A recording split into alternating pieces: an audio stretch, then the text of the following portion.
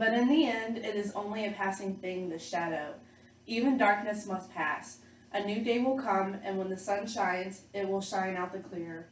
These beautiful words were written by a great author, J.R.R. Tolkien. With this phrase, he not only changed his life, but he changed thousands of other lives, including mine.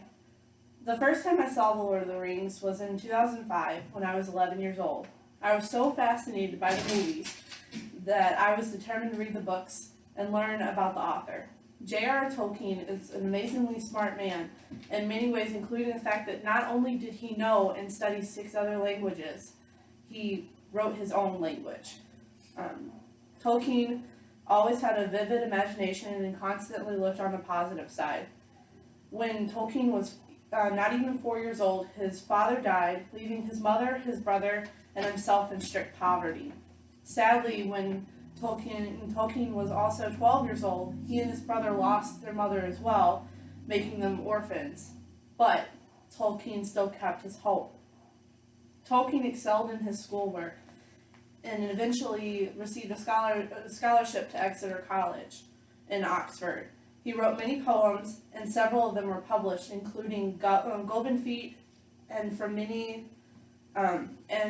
many wallowed margin of the immemorial themes. In 1916, he was shipped off to World War I, where he saw many horrors, death, and disease. He returned home after he contracted an infection and began his career at Exeter College. Did you know that Tolkien actually helped write the first edition of the Oxford English Dictionary? He also was a professor at the University of Leeds, and then he eventually returned to Exeter College, where he spent the rest of his career teaching Anglo-Saxon. During his teaching days, he felt like he was missing something, until he saw a blank page on the end of one of his students' papers. This was a fateful event that